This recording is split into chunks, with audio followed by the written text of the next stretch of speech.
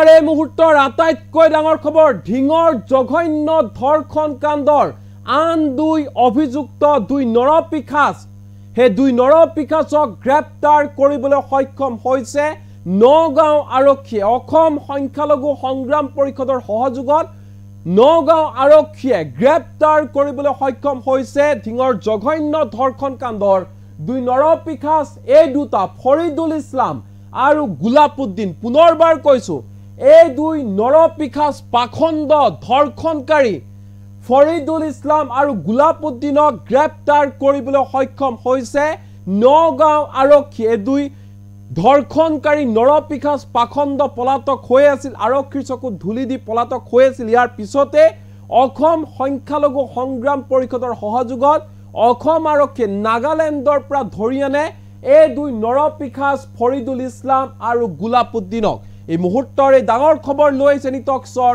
দৰ্শকৰ বাবে এই মুহূৰ্তৰ বিগ ব্ৰেকিং নিউজ ঢিঙৰ ভয়ংকৰ জঘন্য ধৰ্ষণ কাণ্ডৰ আন দুই অভিযুক্ত নৰপিশাচক গ্ৰেপ্তাৰ কৰা হৈছে আৰক্ষী জালত পৰিছে দুই নৰপিশাচ ফৰিদুল ইছলাম আৰু গুলাপুদ্দিন ফৰিদুল ইছলাম আৰু গুলাপুদ্দিন নগাঁও সদৰ আৰক্ষী থানাত আত্মসমৰ্পণ কৰে ফৰিদুল ইছলাম আৰু গুলাপুদ্দিন আৰু ইয়াৰ পিছতে আৰক্ষীয়ে গ্ৰেপ্তাৰ কৰিছে দুই ধৰ্ষণকাৰী নৰপিশাচ পাখণ্ডক ঢিঙৰ ভয়ংকৰ জঘন্য ধৰ্ষণ কাণ্ডৰ পিছতে পলাতক হৈ আছিল ফৰিদুল ইছলাম আৰু গুলাপুদ্দিন বিগত 15 দিনে আৰক্ষীৰ চকুত ধুলি দি পলাই আছিল ফৰিদুল ইছলাম আৰু গুলাপুদ্দিন নাগালেণ্ডৰ ডিমাপুৰত লুকাই আছিল এজন অভিযুক্ত আনজন অভিযুক্তই আত্মগোপন কৰি আছিল হুজাইৰ মুৰাদজাৰত ইয়াৰ পিছতে অসম সংখ্যালঘু সংগ্ৰাম পৰিষদৰ সহযোগত আৰক্ষীয়ে গ্ৰেপ্তাৰ কৰিছে এই দুই ধৰ্ষণকাৰী ইতিমধ্যে আৰক্ষীৰ জিম্মাত থকা অৱস্থাত পলাবলৈ লওঁতে পুখুৰীত পৰি মৃত্যু হৈছিল অন্যতম অভিযুক্ত তফাৎজুলৰ অসম সংখ্যালঘু সংগ্ৰাম পৰিষদৰ নেতৃত্বত নগাঁও আৰক্ষীয়ে আটক কৰিছে গ্ৰেপ্তাৰ কৰিছে এই মুহূৰ্তত ঢিং কাণ্ডৰ দুই অভিযুক্তক এই মুহূৰ্তৰ আটাইতকৈ ডাঙৰ খবৰ সেই দুই পাখণ্ডৰ ফটো এই মুহূৰ্তত আমাৰ হাতত আহি পৰিছে দেখুৱাবলৈ অনুৰোধ জনাম এই দুই পাখণ্ড মন্দি চাওক এই দুটা চেহেৰা মন্দি চাওক এই দুটা চেহেৰা এটা হৈছে ফৰিদুল ইছলাম আৰু আনটো হৈছে গুলাপুদ্দিন এই দুই পাখণ্ড নৰপিশাচ এই দুটাই সেই ঢিঙৰ জঘন্য ধৰ্ষণ কাণ্ডৰ সৈতে জড়িত হৈ আছে যোৱা 15টা দিনে সেই ধৰ্ষণ কাণ্ড সংঘটিত কৰিয়ে পলাতক হৈ আছিল এই দুই ধৰ্ষণকাৰী নৰপিশাচ পাখণ্ড ফৰিদুল ইছলাম আৰু গুলাপুদ্দিন এই দুই পাখণ্ড নৰপিশাচ ধৰ্ষণকাৰী অসম সংখ্যালঘু সংগ্ৰাম পৰিষদৰ সহযোগত নগাঁও আৰক্ষীয়ে গ্ৰেপ্তাৰ কৰিবলৈ সক্ষম হৈছে কিছু সময় পূৰ্বে নগাঁও আৰক্ষী থানাত উপস্থিত হৈ আত্মসমৰ্পণ কৰিছে আত্মসমৰ্পণ কৰাৰ পিছতে আৰক্ষীয়ে গ্ৰেপ্তাৰ কৰিছে এই দুই পাখণ্ড নৰপিশাচ ধৰ্ষণকাৰী ফৰিদুল ইছলাম আৰু গুলাপুদ্দিনক ৰাজ্যজুৰি ঢিঙৰ যি জঘন্য ধৰ্ষণ কাণ্ড তাক লৈ প্ৰতিবাদৰ জোৱাৰ উঠিছিল বিশেষকৈ ঢিঙত প্ৰতিবাদ অব্যাহত ৰাখিছিল জনতাই আহ্বান জনাইছিল যে যি দুই পলাতক হৈ আছে সেই দুই পাখণ্ড নৰপিশাচক অতি শীঘ্ৰে গ্ৰেপ্তাৰ কৰিব লাগে ইয়াৰ পিছতে এক সিক্ৰেট প্লেনিং কৰিছিল পৰিকল্পনা ৰচনা কৰিছিল য'ত সহযোগিতা আগবঢ়াইছিল নগাঁও আৰক্ষীক অসম সংখ্যালঘু সংগ্ৰাম পৰিষদে আৰু অসম সংখ্যালঘু সংগ্ৰাম পৰিষদৰ সহযোগত প্ৰত্যক্ষ সহযোগত নগাঁও আৰক্ষীয়ে এনেধৰণে জাল পেলাই এই দুই নৰপিশাচ পাখণ্ড ধৰ্ষণকাৰী ফৰিদুল ইছলাম আৰু গুলাপুদ্দিনক গ্ৰেপ্তাৰ কৰিবলৈ সক্ষম হৈছে এই মুহূৰ্তত অসম সংখ্যালঘু সংগ্ৰাম পৰিষদৰ নেতৃবৰ্গৰ ভাষ্য আমাৰ হাতত আহি পৰিছে সেই মন্তব্য এনিটক্সৰ দৰ্শকক শুনাবলৈ বিচাৰিছো আৰু আমি বেয়া কামক কেতিয়া সংখ্যালঘু সংগ্ৰাম পৰিষদে প্ৰশ্ৰয় নিদিওঁ আৰু এজনকে যিজন মূল অভিযুক্ত বুলি কৈছিলে তফাৎজুল ইছলাম ইতিমধ্যে তেখেতৰ মৃত্যু হৈছে পানীত জঁপিয়াই মৃত্যু হৈছে বুলি আমি গম পাওঁ আৰু দুজন ব্যক্তি আছিলে দুজন ল'ৰা আছিলে ফৰিদুল ইছলাম আৰু গুলাপুদ্দিন আমি তেওঁলোকৰ পৰিয়ালৰ সৈতে আমি সম্পূৰ্ণ যোগাযোগ ৰাখিছোঁ আৰক্ষী অধীক্ষকৰ সৈতে আমি যোগাযোগ ৰাখি পেলাই আমি গম পাইছোঁ তেওঁলোকৰ ওপৰত অভিযোগ আছে কিন্তু আমি নাজানো তেওঁলোকে বাৰে বাৰে আমাক কৈছে যে তেওঁলোকৰ দুখ নাইকিয়া কোনো ধৰণৰ বেয়া কামত তেওঁলোকে জড়িত নাছিল যদি তেওঁলোকক অনা হৈছে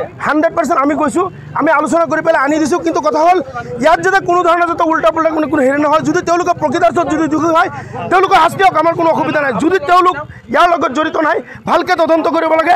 তদন্ত স্পষ্ট কৰি পেলাই যিজন ব্যক্তি মেইন কালপিত বেয়া কাম কৰিছে আইনৰ আওতাত আনি তেওঁলোকৰ বিচাৰ আমি সংখ্যালঘু সংগ্ৰাম পৰিষদে কৈছোঁ। আমি কোনোদিন অপৰাধীৰ লগত আমি কোনোদিন তেওঁলোকক আমি চাথ নিদিওঁ।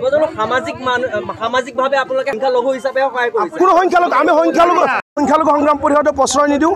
আৰু এজনকে যিজন মূল অভিযুক্ত বুলি কৈছিলে তাফাজ্জুল ইছলাম, ইতিমধ্যে তেখেতৰ মৃত্যু হৈছে, পানীত জঁপিয়াই মৃত্যু হৈছে বুলি আমি গম পাওঁ। আৰু দুজন ব্যক্তি আছিলে, দুজন ল'ৰা আছিলে, ফৰিদুল ইছলাম আৰু গোলাবুদ্দিন। আমি তেওঁলোকৰ পৰিয়ালৰ সৈতে আমি সম্পূৰ্ণ যোগাযোগ ৰাখিছোঁ। আৰক্ষী অধীক্ষকৰ সৈতে আমি যোগাযোগ ৰাখি পেলাই আমি গম পাইছোঁ তেওঁলোকৰ ওপৰত অভিযোগ আছে, কিন্তু আমি নাজানো। তেওঁলোকে বাৰে বাৰে আমাক কৈছে যে তেওঁলোকৰ দুখ নাইকিয়া, কোনো ধৰণৰ বেয়া কামত তেওঁলোকে জড়িত নাছিল। যদি 100% আমি কৈছোঁ, আমি আলোচনা কৰি পেলাই আনি দিছোঁ, কিন্তু কথা হ'ল ইয়াত যাতে কোনো ধৰণৰ যাতে উল্টা পুল্টা কোনো হেৰি নহয়। যদি তেওঁলোকে প্ৰকৃতাৰ্থত যদি দোষী হয় তেওঁলোকে শাস্তি হওক, আমাৰ কোনো অসুবিধা নাই। যদি তেওঁলোক ইয়াৰ লগত জড়িত নাই ভালকৈ তদন্ত কৰিব লাগে। তদন্ত স্পষ্ট কৰি পেলাই যিজন ব্যক্তি মেইন কালপিত বেয়া কাম কৰিছে আইনৰ আওতাত আনি তেওঁলোকৰ বিচাৰ আমি সংখ্যালঘু সংগ্ৰাম পৰিষদে কৈছোঁ। আমি কোনোদিন অপৰাধীৰ লগত আমি কোনোদিন তেওঁলোকক আমি চাথ নিদিওঁ। সামাজিকভাৱে আপোনালোকে সংখ্যালঘু হিচাপে সহায় কৰিছে? কোনো সংখ্যালঘু আমি সংখ্যালঘু আমি সম্পূৰ্ণৰূপে সংখ্যালঘু সংগ্ৰাম পৰিষদ। আমাৰ এটা সংখ্যালঘু সংগ্ৰাম পৰিষদ আমাৰ সংগঠনৰ নাম। আমি চবৰ লগতে আপোনালোকে গম পায় জোনাৰাম বৰাক যেতিয়া নেকি আপোনাৰ বহিৰাজ্যত কবৰ দিয়া হৈছিলে তেখেতৰ বিৰুদ্ধে আমি কৰিছিলোঁ সম্পূৰ্ণৰূপে সংগ্ৰাম পৰিষদে প্ৰথম গৈ পেলাই তেওঁলোকৰ পদক্ষেপ গ্ৰহণ কৰিছিলোঁ, যিমান পাৰোঁ সহায় কৰিছোঁ। আমাৰ নামে সংখ্যালঘু সংগ্ৰাম পৰিষদ। ইছলাম ধৰ্মৰ মানুহখিনি ওলাই আহিছে একমাত্ৰ এই ছোৱালীজনীক ন্যায় দিয়াৰ কাৰণে। আৰু তাফাজ্জুল যেতিয়া পুখুৰীত পৰি মৃত্যু হৈছিল তাৰপিছত এই দুজন ল'ৰা পুলিচৰ ভয়তে হয়তো আত্মগোপন হৈ আছিলে, আৰক্ষী বিচাৰি পোৱা নাছিলে। গতিকে আমাৰ কথা হ'ল আমি আৰক্ষীক সহায় কৰা আৰু সমাজত অপৰাধী মুক্ত হোৱাৰ আমাৰ এটা লক্ষ্য।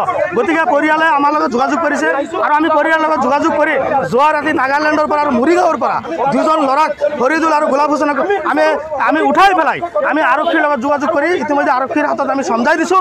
আৰক্ষীয়ে সত্য প্ৰতিষ্ঠা কৰিব লাগে আৰু এইটো সঠিকভাৱে তদন্ত কৰি যদি সঁচা অৰ্থত তেওঁলোক দুই হয় নিশ্চয় আইনৰ জৰিয়তে আইনৰ কাঠগড়াত থিয় কৰাই কঠোৰৰ পৰা কঠোৰতম শাস্তি আমি দিবলৈ আমি দাবী জনাইছোঁ। আৰু যদি সঁচা অৰ্থত তেওঁ দুই নহয়, কোনো ৰাজনৈতিক মুনাফা স্বাৰ্থকৰ কাৰণে কোনো ৰাজনৈতিক উচটনিত তেওঁলোক যাতে তাফাজ্জুলৰ নিচিনা বা বিভিন্ন ধৰণৰ তেনেকুৱা এনকাউণ্টাৰৰ নিচিনা ঘটনা নহয়, তাৰ বাবে আমি আৰক্ষী প্ৰশাসনক আমি আহ্বান জনাইছোঁ।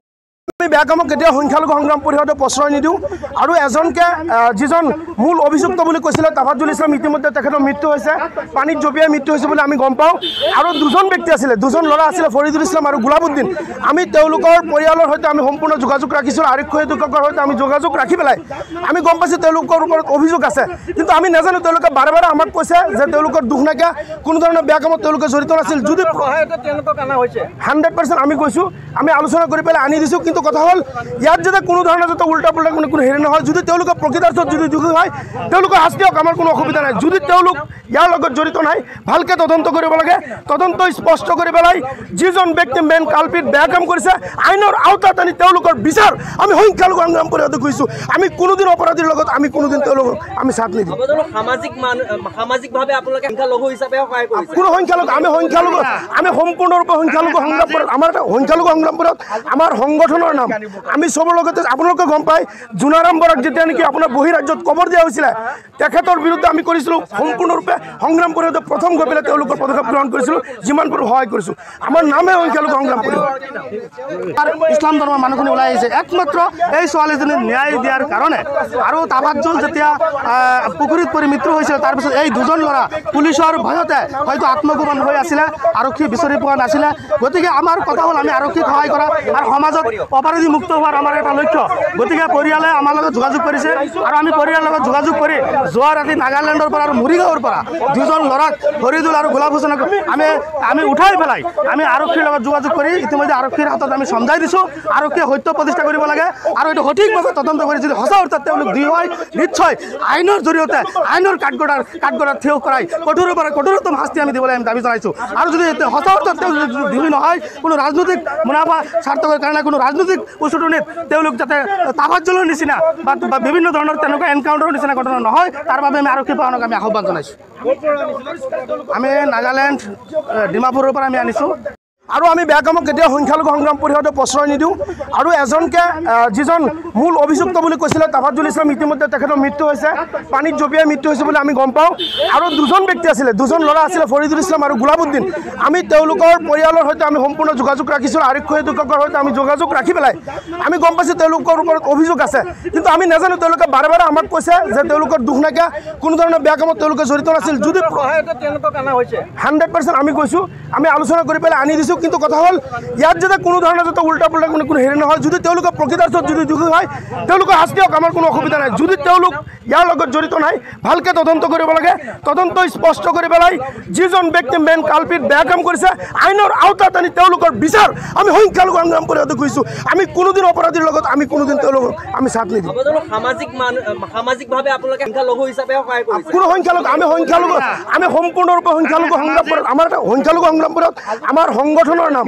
আমি চবৰ লগতে আপোনালোকে গম পায় জোনাৰাম বৰাক যেতিয়া নেকি আপোনাৰ বহিৰাজ্যত কবৰ দিয়া হৈছিলে তেখেতৰ বিৰুদ্ধে আমি কৰিছিলোঁ সম্পূৰ্ণৰূপে সংগ্ৰাম পৰিষদে প্ৰথম গৈ পেলাই তেওঁলোকৰ পদক্ষেপ গ্ৰহণ কৰিছিলোঁ যিমান পাৰোঁ সহায় কৰিছোঁ আমাৰ নামে সংখ্যালঘু সংগ্ৰাম পৰিষদ ইছলাম ধৰ্মৰ মানুহখিনি ওলাই আহিছে একমাত্ৰ এই ছোৱালীজনীক ন্যায় দিয়াৰ কাৰণে আৰু তাফাজ্জুল যেতিয়া পুখুৰীত পৰি মৃত্যু হৈছিল তাৰপিছত এই দুজন ল'ৰা পুলিচৰ ভয়তে হয়তো আত্মগোপন হৈ আছিলে আৰক্ষী বিচাৰি পোৱা নাছিলে গতিকে আমাৰ কথা হ'ল আমি আৰক্ষীক সহায় কৰা আৰু সমাজত অপৰাধী মুক্ত হোৱাৰ আমাৰ এটা লক্ষ্য গতিকে পৰিয়ালে আমাৰ লগত যোগাযোগ কৰিছে আৰু আমি পৰিয়ালৰ লগত যোগাযোগ কৰি যোৱা ৰাতি নাগালেণ্ডৰ পৰা আৰু মৰিগাঁৱৰ পৰা দুজন ল'ৰাক ফৰিদুল আৰু গোলাপ হুছেইনক আমি উঠাই পেলাই আমি আৰক্ষীৰ লগত যোগাযোগ কৰি ইতিমধ্যে আৰক্ষীৰ হাতত আমি সমজাই দিছোঁ আৰক্ষীয়ে সত্য প্ৰতিষ্ঠা কৰিব লাগে আৰু এইটো সঠিকভাৱে তদন্ত কৰি যদি সঁচা অৰ্থত তেওঁলোক দুই হয় নিশ্চয় আইনৰ জৰিয়তে আইনৰ কাঠগড়াত থিয় কৰাই কঠোৰৰ পৰা কঠোৰতম শাস্তি আমি দিবলৈ আমি দাবী জনাইছোঁ আৰু যদি সঁচা অৰ্থত তেওঁলোক দুই নহয় কোনো ৰাজনৈতিক মুনাফা স্বাৰ্থকৰ কাৰণে কোনো ৰাজনৈতিক উচটনিত তেওঁলোক যাতে তাফাজ্জুলৰ নিচিনা বা বিভিন্ন ধৰণৰ তেনেকুৱা এনকাউণ্টাৰৰ নিচিনা ঘটনা নহয় তাৰ বাবে আমি আৰক্ষী প্ৰশাসনক আমি আহ্বান জনাইছোঁ আমি নাগালেণ্ড ডিমাপুৰৰ পৰা আমি আনিছোঁ ৰাতি গৈ আৰু এজনক মৰিগাঁৱৰ পৰা আমি আনিছোঁ কথা হ'ল অপৰাধ তেওঁলোকে সঁচা অৰ্থত যদি অভিযোগ তেওঁলোকৰ ওপৰত আহিছে অভিযোগ হিচাপে পলাই থাকিলে লাভ নাই আমি পৰিয়ালৰ লগত যোগাযোগ কৰিছোঁ আমাৰ লগত যোগাযোগ কৰিছে যে অতি অনতিপলমে আমি আৰক্ষীৰ ওচৰত আপোনালোকে সমজাই দিয়ক তেওঁলোকে হয়তো ভয় খাইছে এটা সংগঠনৰ প্ৰয়োজন গতিকে আমাৰ লগত যোগাযোগ কৰাৰ পিছত আমি তেওঁলোকৰ দায়িত্ব যিহেতু আমি লৈছোঁ যিহেতু অপৰাধ মুক্ত কৰাৰ ক্ষেত্ৰত সংখ্যালঘু সংগ্ৰাম পৰিষদ সদায় বদ্ধপৰিকৰ ডিঙৰ যিটো নাৰকীয় ঘটনা সংঘটিত হৈছিল আৰু তাৰ লগতে আমি সংখ্যালঘু সংগ্ৰাম পৰিষদ আৰু বিভিন্ন জাতীয় দল সংগঠনে এই ছোৱালীজনীৰ ন্যায় বিচাৰি সকলোৱে ৰাজপথত ওলাই আহিছিল একে বাক্যৰে সকলোৱে দীক্ষাৰ আৰু গৰিহণা জনাইছিল আৰু বিশেষকৈ আমাৰ সংখ্যালঘু মুছলমানসকল ৰাজপথত ওলাইছিল একমাত্ৰ ছোৱালীজনীৰ ন্যায় বিচাৰি আৰু দেখিছোঁ আৰক্ষীয়ে যেতিয়া তাফাজ্জুলক গ্ৰেপ্তাৰ কৰিছে আৰু তাফাজ্জুল যেতিয়া আপোনাৰ পুখুৰীত মৃত্যু হৈছে কি কাৰণত মৃত্যু হৈছে আমি এইটো ক'ব নাযাওঁ কিন্তু তাৰ পিছতেই বাকী গোলাপ হুছেইন আৰু ফৰিদুল ইছলাম আৰক্ষীৰ ভয়তে আত্মগোপন কৰি আছিল আৰু তাৰ পিছতেই পৰিয়ালে আমাৰ লগত যোগাযোগ অব্যাহত ৰাখিছে আৰু এই দুজন ল'ৰা বোলে নিৰ্দোষী তো যদি নিৰ্দোষী হয় আমি পৰিয়ালক কৈছোঁ আপোনালোকে সমজাই দিয়ক আমি আৰক্ষী প্ৰশাসনক আমি সমজাই দিম তো সেই মৰ্মে আৰক্ষী প্ৰশাসনৰ লগত আলাপ আলোচনা কৰি পৰিয়ালৰ লগত আলাপ আলোচনা কৰি যোৱাকালি ডিমাপুৰৰ পৰা ফৰিদুলক আৰু মৰিগাঁৱৰ পৰা এই গোলাপ হুছেইনক আমি আমাৰ সংগ্ৰাম পৰিষদৰ প্ৰচেষ্টাত আমি আমাৰ গাড়ীত উঠাই আনি আজি আৰক্ষী প্ৰশাসনক আমি সমজাই দিছোঁ আমাৰ এটাই দাবী যে আৰু নগাঁও জিলা আৰক্ষী প্ৰশাসনে সঠিকভাৱে তদন্ত কৰিব লাগে এই ঘটনাটো আৰু নিৰপেক্ষ তদন্ত